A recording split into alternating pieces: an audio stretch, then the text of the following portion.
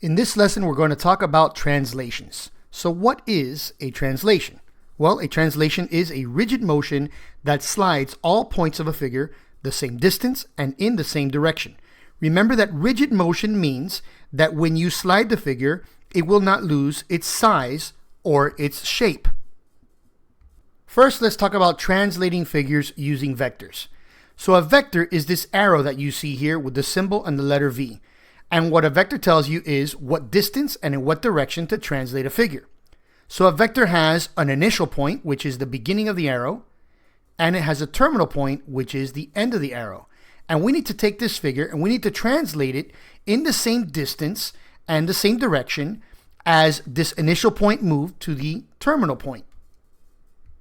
One way that we can do this is by drawing a line segment that is the same length as the vector and parallel to it. So for example, if I come here to point C, and I'm going to draw this line segment, I'm going to make it the same length as the vector and parallel. So that will put it about here. And I'll go ahead and put the point, and we're going to label this C prime. Then you could go ahead and do the same thing for the other 2 points, and then you would be able to translate the triangle the way the vector indicates. But there's another way to do this which I think is simpler, so I'm going to go ahead and I'm going to erase this line. I'm going to leave C prime there, but I'm just going to erase this line, and we're going to talk about the other way we can do this. Instead of drawing a bunch of parallel lines, what I want to do is I want to look at this vector and I want to think slope. In other words, I want to think how many steps do I need to move up and to the right to get from my initial point to my terminal point. So if I look here, to get from my initial point to my terminal point, I have to move up 2 steps and to the right 4 steps. Now if I do that from point C, look at what happens. I moved up 2 and to the right 4, and I ended up in the same spot that I was in after I drew my parallel line. Now you could go ahead and do the same thing for the other 2 points. And so I'm going to go up 2 from B and 4 to the right. And this gives me B prime. And then I'm going to do the same thing for A. I'm going to go up 2. And then I'm going to go 4 to the right. And this gives me A prime. Now, you don't need to do the squigglies that I'm doing here. I'm just doing this so that you can see how I moved.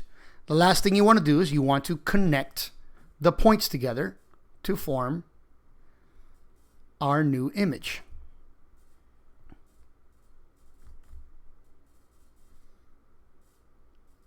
So here we have our pre-image, triangle ABC, and we translated it, and now we have our image, A prime, B prime, C prime, which is translated in the manner indicated by the vector. Because the vector moved up 2 and 4 to the right, and that's what we ended up doing for all 3 points of this triangle. All right, let's take a look at another example here. We see here we have triangle ABC, and here is our vector.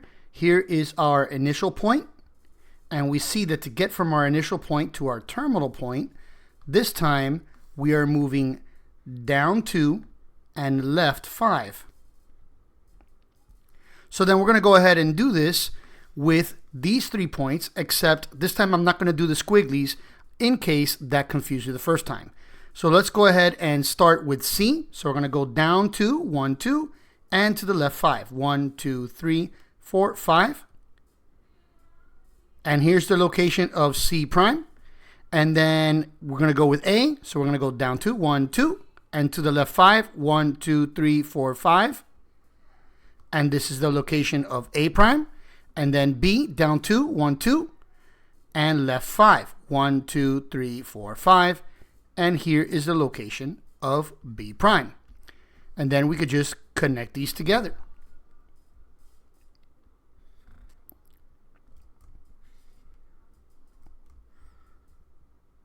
And here is our newly translated image.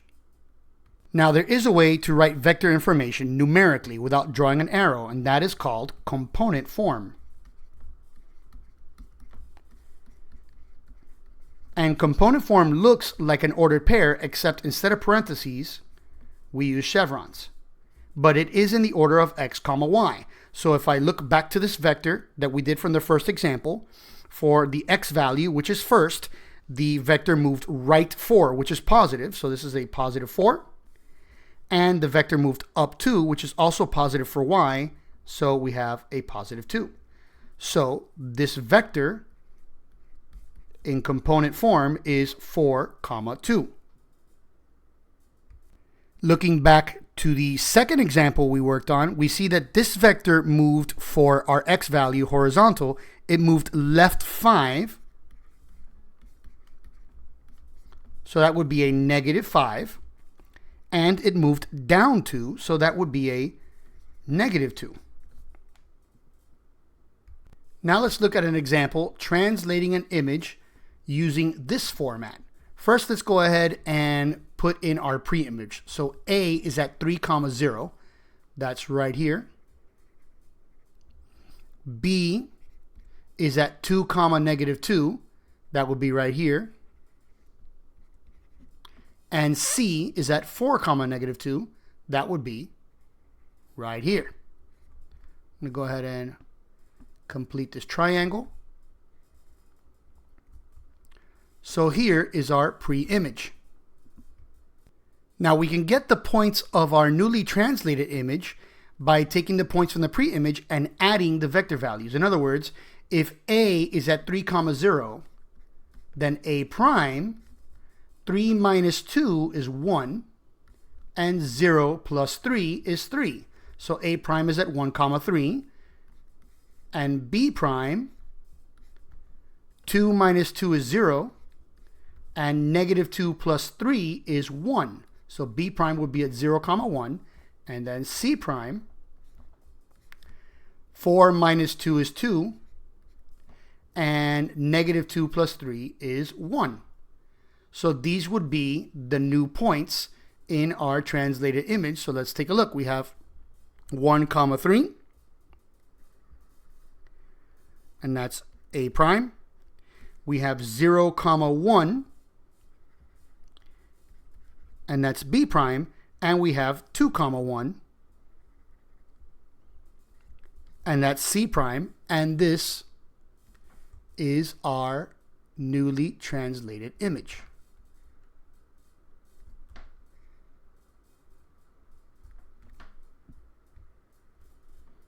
Now we can check if this worked by making sure that every point moved left 2 and up 3, right? So if we take a look at A, we go left 2, 1, 2, and up 3, 1, 2, 3. Yep, there's A prime. If we take a look at B, left 2, 1, 2, up 3, 1, 2, 3. Yes, there's B prime. And C, 1, 2 to the left, and 1, 2, 3 up, and there is C prime. All right, for the next example here, we have the triangle with the following coordinates. A is at 2, 4, B is at 1, 2, and C is at 4, 2, and the vector is negative 4, 1. So let's start by plotting this triangle. So A is at 2, 4, so that's right 2 and up 4, that's right here. B is at 1, 2, so that's right 1 and up 2, that's right here. And C is at 4, 2, so that's right 4 and up 2, that's right here. Let's go ahead and connect the points together.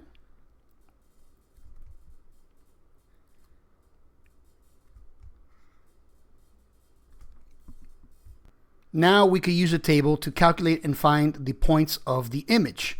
So here's A is at 2, 4. So A prime, well, 2 minus 4, that's negative 2. And 4 plus 1, that's 5. And B prime, 1 minus 4, that's negative 3. And 2 plus 1, that's 3. And now C prime, 4 minus 4 is 0. And 2 plus 1 is 3. So let's plot these points. A prime is at negative 2, 5, so that's left 2 and up 5, that's right here. B prime is at negative 3, 3, left 3, up 3, that's right here. And C prime is at 0, 3, that's right here. and we connect them together.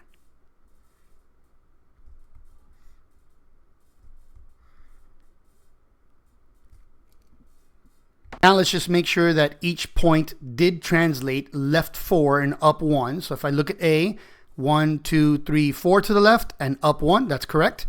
And B, 1, 2, 3, 4 to the left and up 1, that is also correct. And C, 1, 2, 3, 4 to the left and up 1, that is correct. And I had forgotten to write C prime here. Now the last thing we need to do here is specify the vector, which is pretty much the process we've been following, but in reverse. So instead of being given the vector and having to translate the new image, we already have the pre-image here and the image here, and we need to specify what the vector was.